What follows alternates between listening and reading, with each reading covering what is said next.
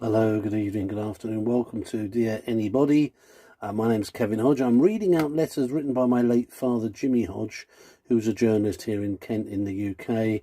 And he wrote a letter every day of the year in 1999. And as a bit of a tribute, I thought 26 years later I might read them out on his behalf.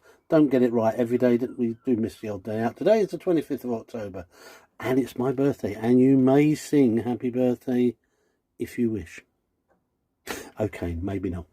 Today, 25th of October 1999, ex-MP Michael Portillo was selected for Kensington and Chelsea following the death of flamboyant Alan Clark, who actually lived probably 4 or 5 miles from me here near on the south coast near Folkestone, Kent, in a castle, though he passed away. And Michael Portillo, and now, of course, Michael Portillo, 26 years later, his big interest is railways and TV presenting.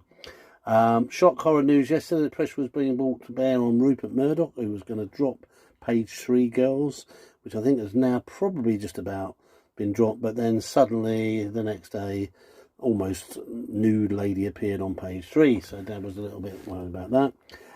Proving a dog is a man's best friend. There was a heartwarming story of a dog whose owner collapsed at home with a heart attack, and the dog managed to squeeze out of the house and travel about 4 miles on his own to the son of the man who was not well, and managed to convince him, if you like, by being on his own, there was a problem. So the son phoned the next door neighbours, who went in, and the man was saved, which was lovely.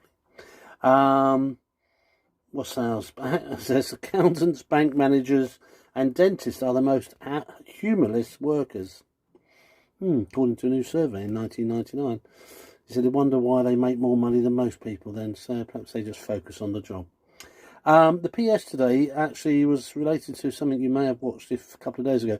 A lady called Penny Rushton was going to be doing massive long hikes as she was going to be a Royal Marine Commando, but sadly she was not able to take the test. It was all null and void because she got injuring herself on another training course.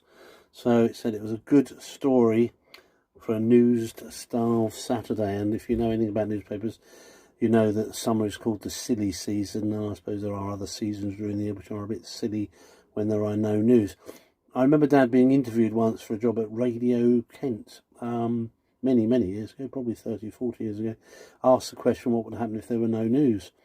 To which Dad said that just doesn't happen, and they didn't like it. So anyway, that was it, 25th of October. And you take care. If I see anyone singing happy birthday, that'd be great. Take care. Bye.